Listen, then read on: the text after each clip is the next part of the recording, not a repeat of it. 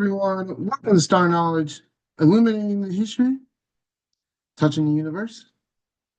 And today is our first podcast day, but it's a very short one, unfortunately. But before we get into our topic of discussion, I got some big news. As we know, oh man, we already got our first merchandise, all ready to go as today. Big surprise. Wabam! Right there is our brand new Stanley Cups, just in time for the season of the beautiful hot summer days. Getting ready to put the ship out, kids getting into school, star test, spring, everything in the mix. So these are our new Stanley Cups, 40 ounces, ready to go, ready to ship out, only $34.99. We're gonna have a good time with those.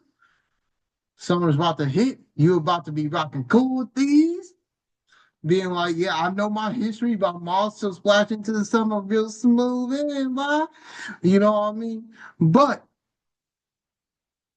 enough of the surprises, enough of the happy holidays and all that jazz. Let's get right into our topic. Now, today, we are talking about Native Americans in the Americas and their treatment through the 1600s and 1845. Now, this is a big thing that we have to discuss, only because it's nice to discuss sometimes. It's nice to have conversation, you know. We put y'all's comments about what y'all feel like is up with this. But our first topic is going to be about Thomas's note. Thomas's note of New England, what he talked about the Native Americans, and how he felt about them. Thomas Morton's reflects on Native Americans. It's a very big note that describes on what he felt about the Native Americans, how they were integral in the culture of the Americas, how they were very important, how he enlightened them. He talked about them greatly. One of the quotes here where he says, right here, Indians do apparel of their apparel beasts, and commonly do frequent with the parts of some of them. Varieties have the skins of such beasts do frequent parts of their neighbors, which they purchase them by the commerce and trade, which is a very important one because commerce and trade was a very big in the Americas, and it was very big throughout the times of the 1600s, and even through the 1600s to 1800s, and especially now today. So this was also big, and while he hyped on them because they had these clothings made of wool and fur and skin of other animals and used them commonly in many different places, but were also nice and kind to each other and gave each other respect throughout this society where you see women and men working together as one and not being in the group societies where they need to get things done very fastly for the winters and survive.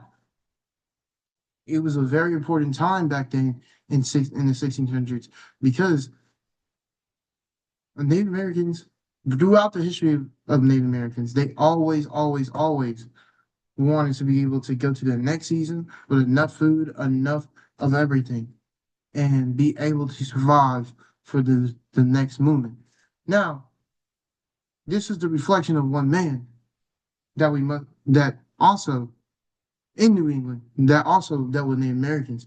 But throughout history, as we go further into the topic, it's not just this one man that discussed them. There's also more of this. That yes, one man might see him in light, but there are others that didn't see him that saw him in darkness. On to our next discussion, which is William Penn, a man that created Pennsylvania. As y'all know, as y'all know, William Penn was a man that created Pennsylvania. He got assistance from the king, from his relations of his family, and also something he wanted to do, creating a nation. So, in his discussion with the Native Americans, he sought to them as great helpers and wanted a friendship and also use them as business partners. Now, this is something that is commonly in America that in the American culture back then that happened all the time. Other than Virginia that we will talk about later that didn't really see them as the same thing. Virginia was a little bit different, but William Penn here, where he discusses them, now now I would observe that are sensible and unkindness and justice that heap towards a trust towards your people of the part that's parts of the world who have thought them to great advantages by you, rather than be good examples and goodness unto you, which I hear I have been matter of trouble to you, and caused the great grudgings and atrocity, sometimes to the shed of blood, which have made the great God angry. And even more, even more to have a great relationship and a desire to win and gain your love and friendship by the kind and peaceful life. Right there shows that some people in the Americas just wanted to have great relationships with them. But there is some things that also just show that at the end of the day, it's just business.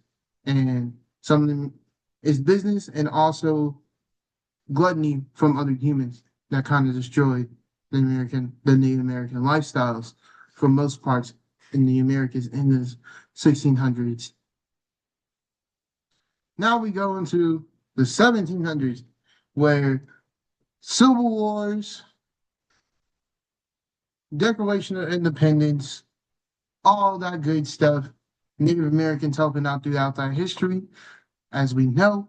But we come to here, as America has already been kind of established for about 18, 20 years or so. You get into Native Americans in America wanting to seek peace in America, because since it's now an independent nation, people are now allowed to move west because of this, right? And you get this huge problem where for the American people and the Native Americans, where they had their land that was previously stolen by them by other countries in the first place, other European countries. Now Americans are trying to wipe out European countries, but also Native Americans, because they want that land for themselves for obvious reasons. All sorts of reasons, like what's it called? Farmland, selling houses, just general regions of why I would want something myself.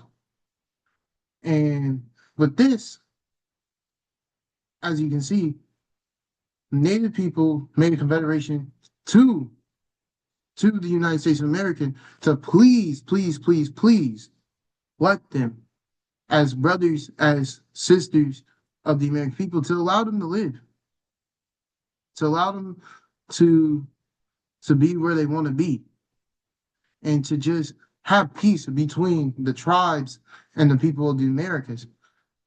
Now, in response to this, I'm pretty sure they did respond to it in a very bashful way. They tried to make peace, and obviously later on, manifest destiny happened, which can be argued in a way, and also a lot more of outlandish stuff that happened to Native Americans later on.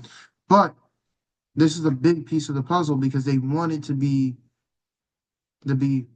in their own little area in the Ohio River, as you can see right here, and just be and have the American people respectful to them in the Ohio River, Mississippi River, in that type of land, and let them have their land in peace along with the American people. But moving on to our last piece of information, and the last piece of how Native Americans treatments were chose at the end of this time period, the Cherokee petition protesting removal. This was a big thing, because the Cherokee Nation of petition removal in the Mississippi River was a big thing in America at the time. The 1800s Cherokee Nation wanted to be left alone, because the American people were forcing them kind of out of the Mississippi River. And this was a big thing that kind of in Congress really was challenged, was changed. Now, there's reservations for the Cherokees, obviously, in Mississippi. This is why this challenge was won, because it was in the pain, it ruined their human rights as people, as living beings. Right. And so they couldn't just allow that to not stand. And with the act of, manifest destiny and the entitlement to where they wanted to live, it ruined what's it called? They ruined Native American tribes' livelihoods throughout the Americas. And this is one of those things where they were hoping that they can get their land back because the American people taking it away from them really ruined everything they were going to do. And that's why when we think about just Native Americans and our land, we got to be respectful to them and be respectful of people in general in all races. And remember our history because we always got to be true to ourselves in history and remember to always be thankful for what we have. Now, I'm your host, Cole Wilks. This is the end of the Star Talk podcast. Remember, y'all, remember to buy